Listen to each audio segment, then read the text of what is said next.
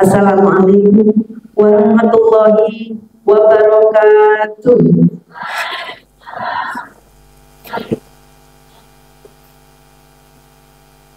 Berbicara tentang spirit momentum bulan Muharram, kita awali dari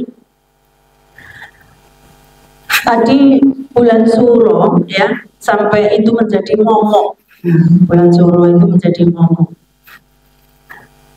Pergantian ini menandakan saatnya hamba kita ini adalah hamba Allah. Kita menjalankan muhasabah diri. Muhasabah diri itu apa? Koreksi diri. Kita akan menuju ke tahun ajaran baru, tahun Muharram, tahun baru. Di akhir tahun kita mari muhasabah, apa sih yang sudah saya lakukan? Sejauh mana sih ketakwaan saya ini terhadap Allah? Sudahkah saya ini menjalankan syariat Islam dengan baik? Apakah saya ini masih suka membuka aurat? Apakah saya ini masih suka menjalani pergaulan bebas dengan pasangan yang bukan muhrim kita? Apakah saya ini masih suka menggunjing-gunjing tetangga?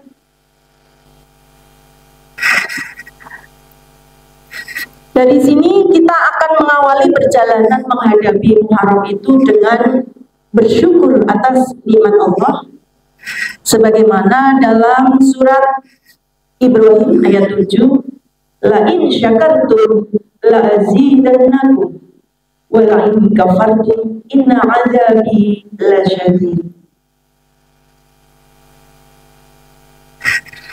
La in syakartum, sesungguhnya jika kamu bersyukur, niscaya aku akan menambah. Sapa wong sing gelem syukur Allah nambahi. Akan tetapi di sini ada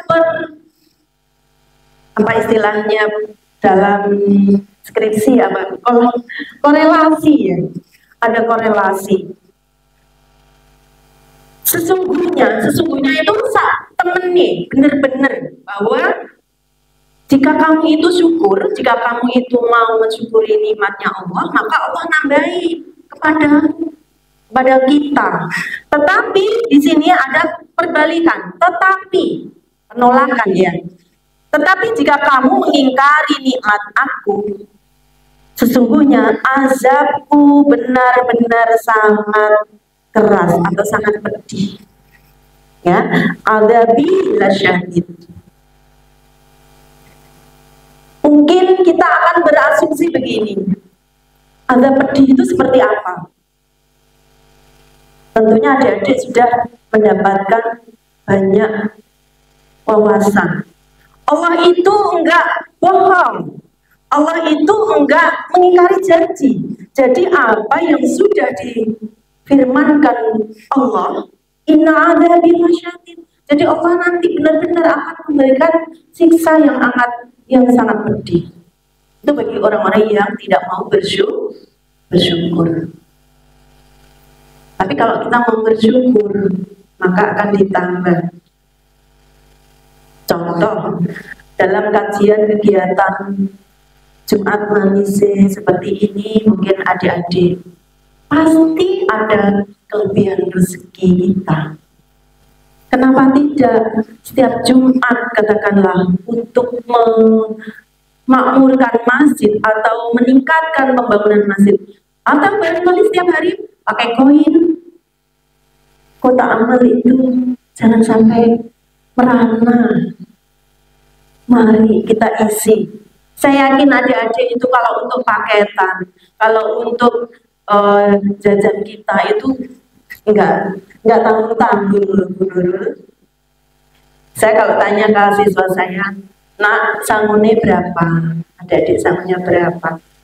Sehari itu bisa 25, bisa 30. Nah, itu saya minta anak-anak setiap hari Jumat itu ada sedekah Jumat berkah, seikhlasnya. Tetapi masuk iya hanya 1.000, 2.000.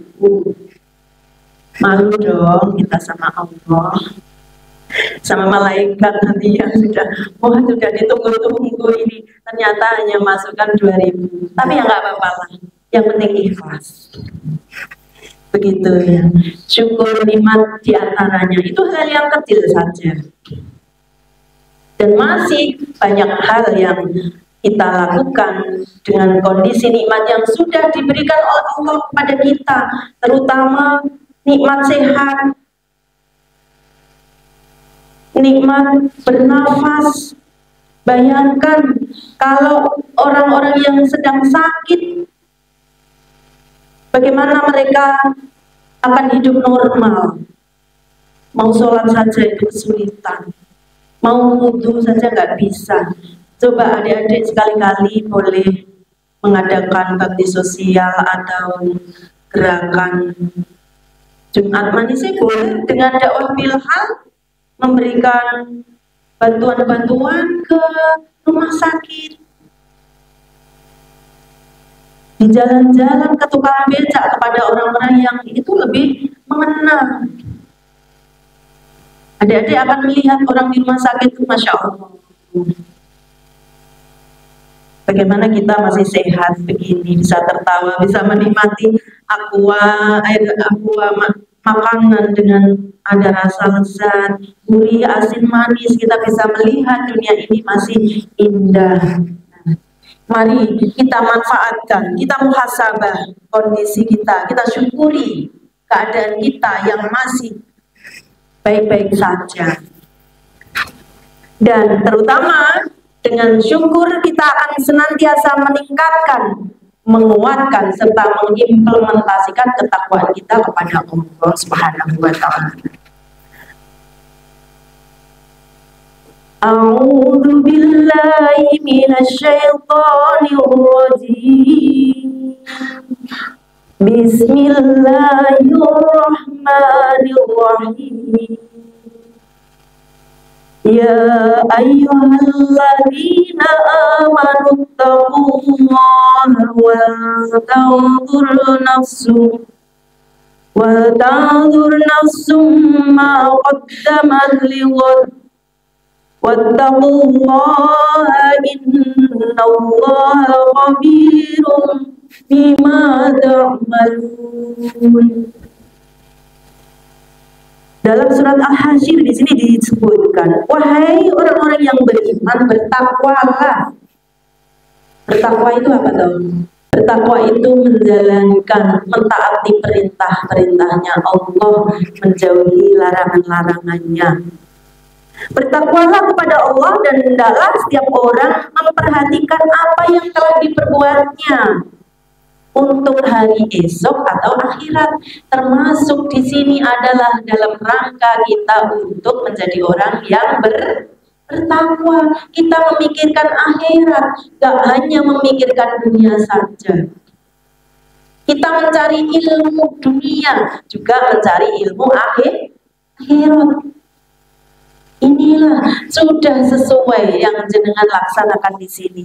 Bertakwalah kepada Allah, sesungguhnya Allah Maha teliti terhadap apa yang kamu kerjakan. Jadi Allah itu enggak selindro, enggak lalai. Allah itu teliti. Si A ini sudah melakukan apa saja, maka besok ketika kita akan dihisab akan sesuai, enggak akan keliru. Catatan amal A pindah tertukar dengan catatan amal B, enggak mungkin itu. Dan Allah itu maha teliti.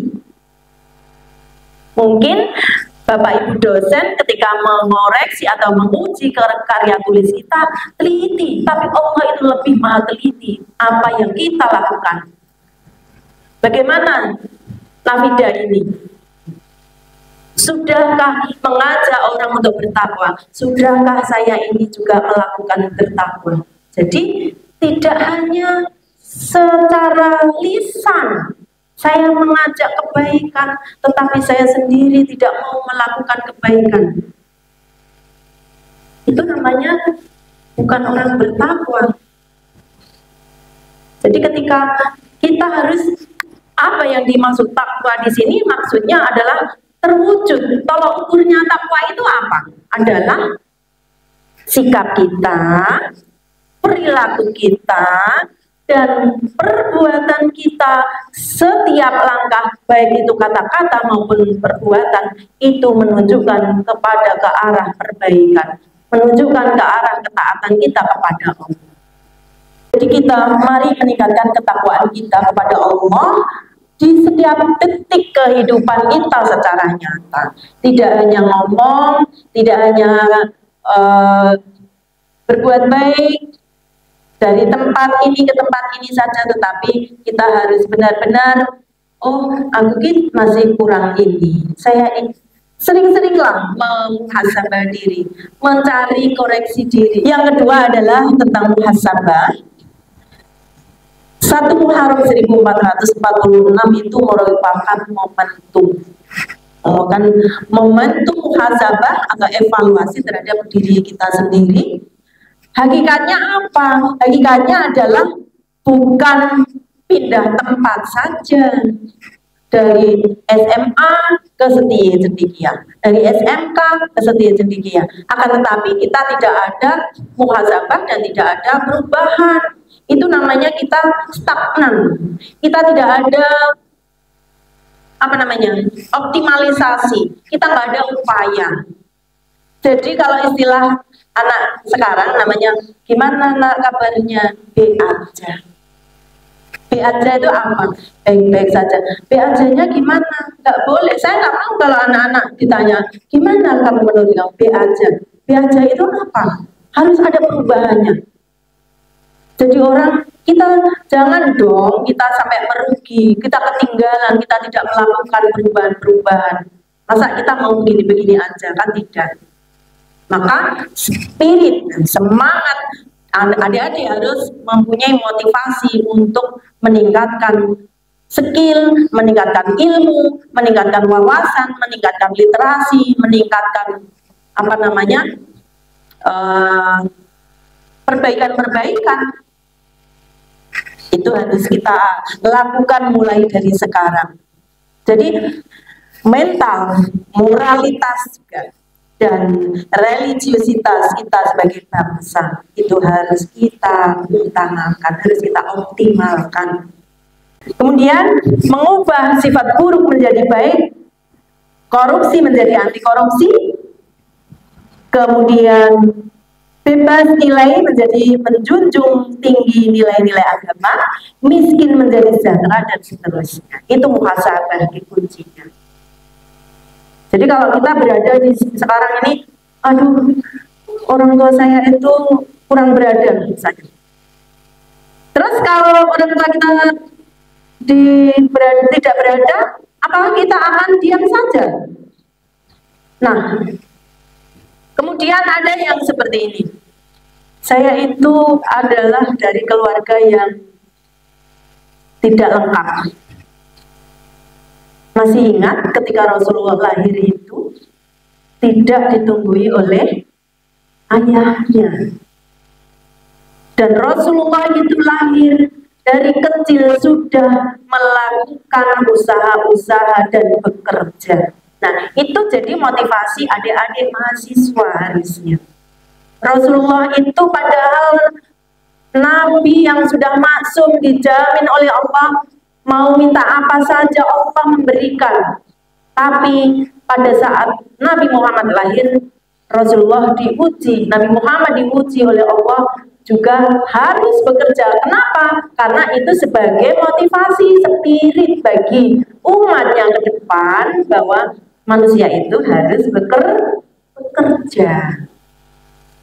Jadi nggak hanya untuk urusan akhirat saja. Nabi mengembala kambing. Kemudian ketika Nabi menjadi remaja, apa yang dilaksanakan oleh Rasulullah? Berdagang. Sampai mengabdi, berdagang, mengambil dagangannya ke Siti Khadijah. Bagaimana Nabi berdagang pada waktu itu? Coba anak-anak sekarang. Berdagangnya langsung, ojol. Bagaimana ini? Tapi nggak ada yang nggak jadi uang. Coba es teh, COD, jadi uang. asal kita bisa mensiasati, kita bisa inovasi, kita kreatif. Jadi lihatlah Rasulullah, bagaimana perjuangan Rasulullah untuk menjadi pemuda yang bekerja untuk menghidupi dirinya sendiri, untuk menafkahi hidupnya. Padahal Nabi Muhammad adalah Rasul pilihannya Allah. Kenapa tidak? Kalau kerajaan bisa Allah memberi, seperti Nabi Sulaiman. Tapi Rasulullah diuji dengan tidak memiliki harta yang bergelimang. Karena diajarkan supaya Nabi itu nanti menjadi panutan. Begitu adik-adik.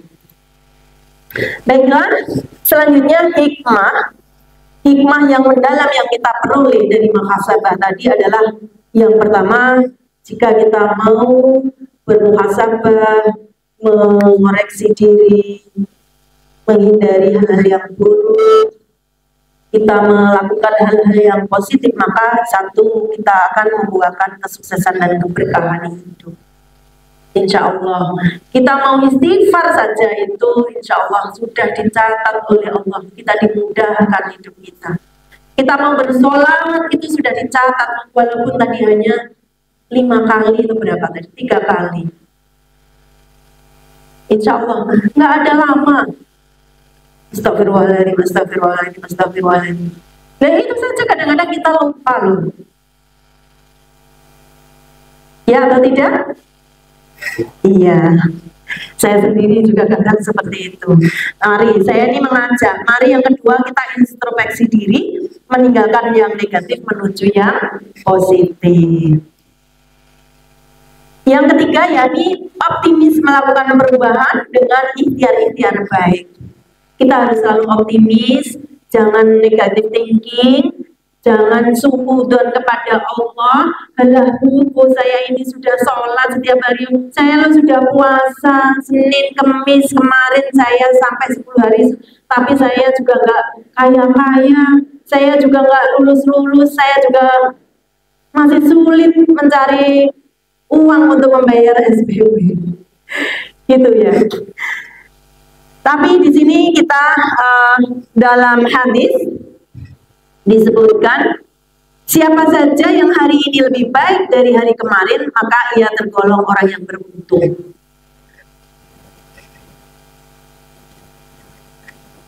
Orang yang lebih baik hari ini dari hari kemarin adalah yang beruntung, dan siapa saja hari ini sama dengan hari kemarin maka ia tergolong orang yang merugi. Jadi kalau hari ini baik, hari ini elek, itu beruntung. Tapi kalau pada hari ini podo karo sing dilakoni ini, kemarin kita sudah kesiangan sholat subuh, katakan misalnya. Kita kesiangan sholat subuh, tadi diulangi lagi kesiangan sholat subuh. Berarti kita merugi dong. Tapi hari ini anak-anak, adik-adik, maaf, Bapak Ibu serta adik-adik, di sini kita sudah melaksanakan lillahi kalimatillah, berjuang untuk menghidupkan agama Allah, menyebarkan agama, memikirkan urusan akhirat.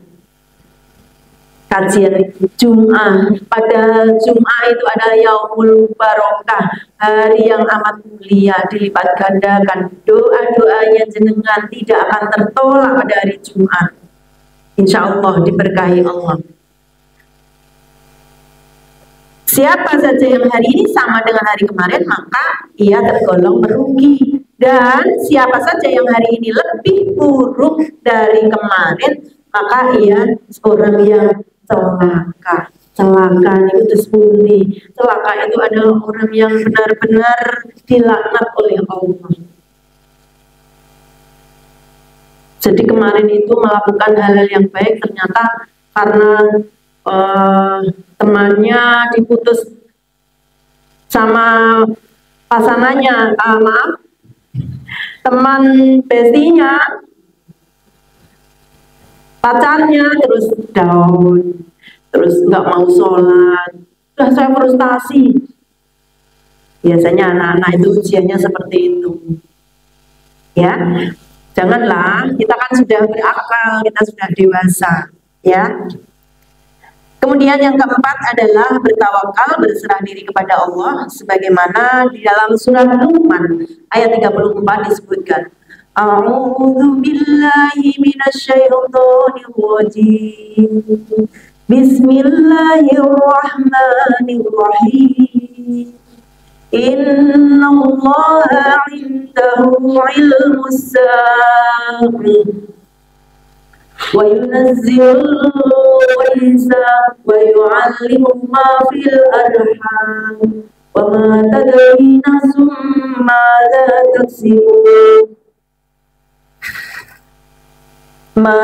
taksibu ghadan wa ma tadri nafsun bi ayyi ardin tamut innallaha 'alimun khabir.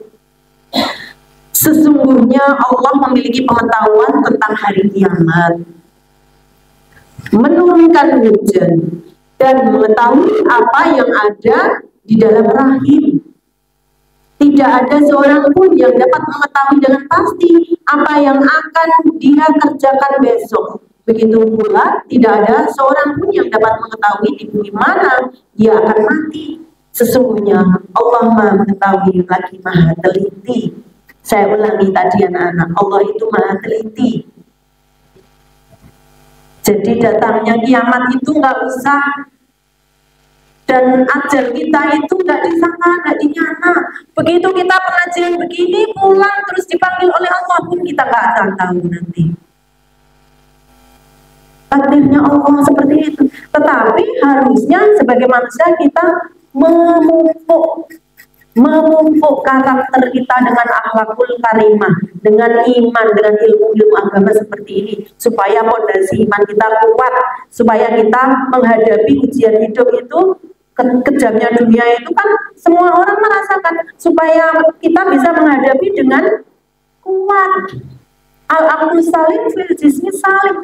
Kalau panjenengan itu menghadapi masalah-masalah dengan diiringi ketakwaan, dikembalikan, kita tawakal, berpasrah kepada Allah, insya Allah Allah juga akan menolong. Nggak akan, kalau panjenengan mau minta bantuan kepada Allah, nggak akan terlantar, nggak akan kelaparan, nggak akan masalah kita tidak diselesaikan oleh Allah. Hakul yakin, benar.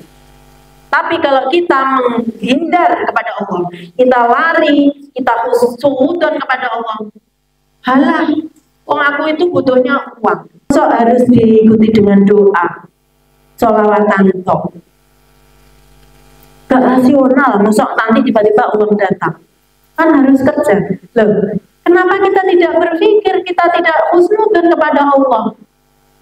Siapa yang mau minta pertolongan kepada Allah, ud'uni astajib lakum, mintalah kepadaku maka aku akan kabulkan. Pasti Allah tidak pernah mengingkari janji, pasti akan kabulkan. Ud'uni, mintalah kepadaku, astajib lakum, pasti akan aku kabulkan.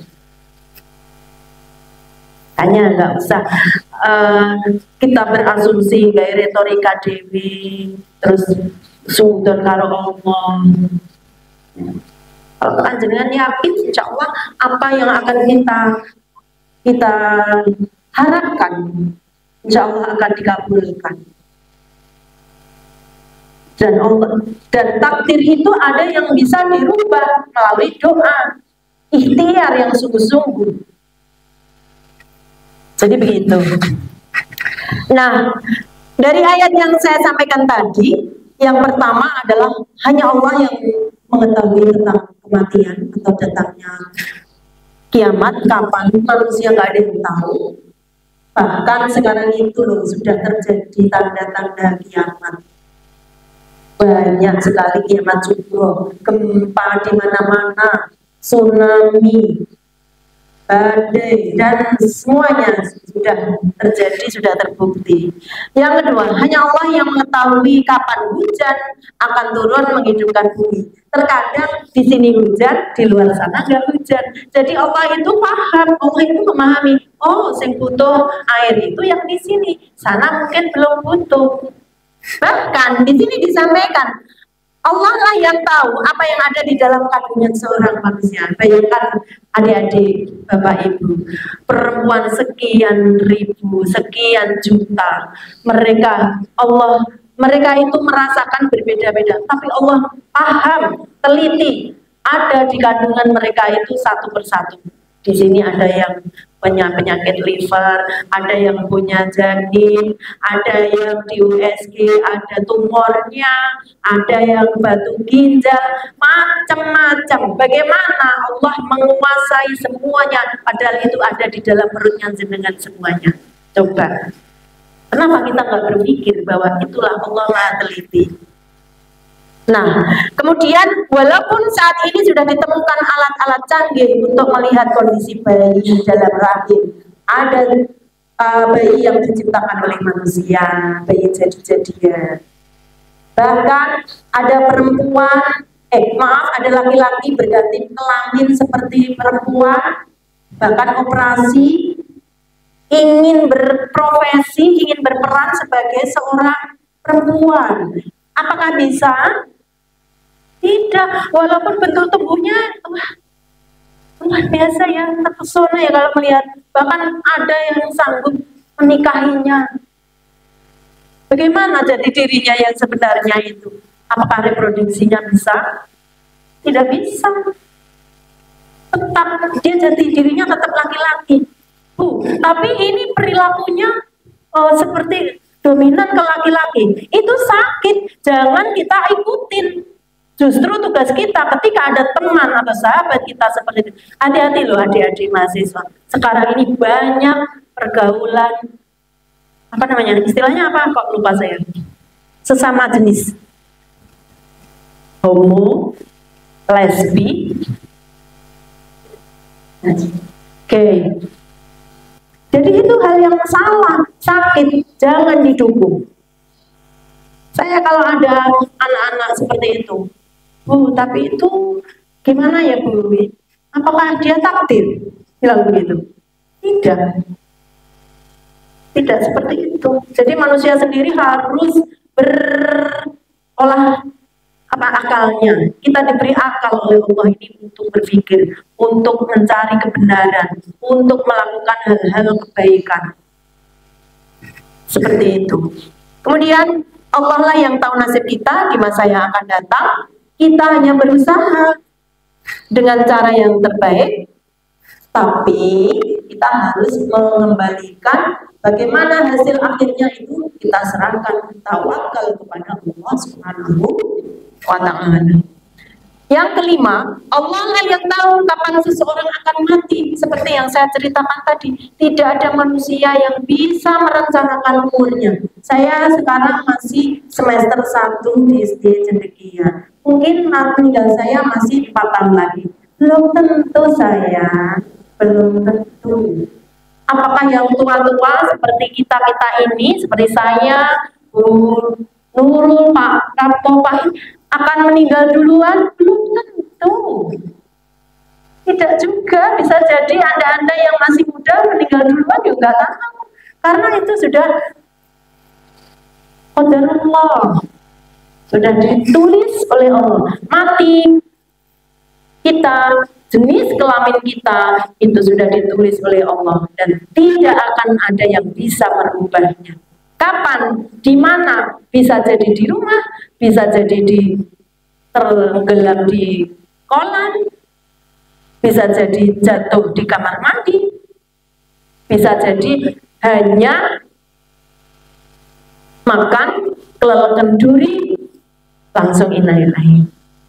Ada yang sedang sujud, lagi sholat, ada yang lagi jalan kepleset, sudahlah pokoknya semuanya itu Allah sudah mengatur, sudah menuliskan. Meninggal dunia di mana dan di mana dia akan dikuburkan pun, kematian itu merupakan keniscayaan yang akan kita hadapi sebagai makhluk yang bernyawa. Baiklah Bapak Ibu serta adikku sekalian yang dirahmati Allah. Jadi muhasabah untuk menuju Muharram, persiapkan kita baik mental, spiritual, muhasabah diri, mari kita manfaatkan. Ingat 5 perkara sebelum 5 perkara. Nah, ini ada sebuah hadis dari Rasulullah, gunakan 5 perkara sebelum datang 5 perkara masa muda. Terutama ini adik-adik generasi muda ini, mumpung masih muda. Oh, saya ini loh Bu, belum bisa baca Al-Quran. Ya udah, kalau mau nunggu kapan? Nunggu nanti kalau sudah nikah Bu baru belajar. Iya, nek menangi nikah, nek enggak. Mau kapan belajar Al-Quran? Belajar Al-Quran itu juga kalau sudah tua itu, sudah seusia saya begini, angel masuk ke otak ini, ingat-ingatnya susah. Jadi mumpung masih muda-muda ini masih brilliant, masih otak-otak apa namanya cerdas, menangkap apa saja itu mudah. Silakan belajarlah ilmu agama dari sejak sekarang. Kapan kita masih punya kesempatan? Kemudian sehatmu sebelum sakit, mumpung kita masih sehat, mari kita melakukan hal-hal yang baik. Nggak gampang toh Bu, pulang ngomong toh. Tapi kita sebagai manusia harus punya kontrol diri. Makanya tadi muhasabah diri. Momentum-momentum seperti ini kita manfaatkan. Kekayaanmu sebelum kemiskinanmu. Kita masih mampu, masih berada. Boro-boro untuk beramal membantu masjid. Saya buat bayar apa Bu istilahnya? Bukan kuliah. Uang kuliah aja saya nggak cukup SPP Bu ini. Lah kapan minta ini wis lulus? Nanti juga nggak akan sempat. Jadi kalau mau isi kotak amal aja nunggu wis baru bayar SPP nggak nanti nggak akan terlaksana nanti. Baik, waktu luangmu sebelum kesibukanmu. Nanti kalau sudah sibuk adik-adik, kalau sudah berkeluarga, sudah punya anak, sudah punya suami, pasti nggak sempat ngurusin tentang yang lain-lain. Nah, mumpung adik-adik ini masih single, masih semangat, masih luang ya, masih belum terbebani anak, keluarga, monggo kita sempatkan untuk berjihad, memperjuangkan, menghidup-hidupkan agama Allah dan kehidupanmu sebelum kematian, sebelum kita meninggal dunia. Baik, dari sini saya mohon maaf, marilah kita istighfar terlebih dahulu sebelum mengakhirinya. Astagfirullah Rabbal baraya, astagfirullah minal khotoya. Astagfirullah Rabbal baraya, astagfirullah minal khotoya. Sekali lagi, astagfirullah Rabbal baraya, astagfirullah minal khotoya. Baiklah, dari saya apabila ada hilaf atau dalam kata maupun sikap, saya mohon maaf yang sebesar-besarnya. Dumateng Romo berdua, saya juga Bu Nurul, dan kepada Bapak Ibu dosen yang sudah luar biasa mengantarkan adik-adik, juga adik-adik mahasiswa. Jika ada kata-kata maupun sikap yang kurang pas, jika ada benar, itu semata-mata dari Allah, kebenaran hanya dari Allah. Jika ada salah adalah semata-mata kesalahan saya sebagai manusia. Akhir kalam, billahi taufiq wal hidayah, ihdinas siratal mustaqim. Assalamualaikum warahmatullahi wabarakatuh.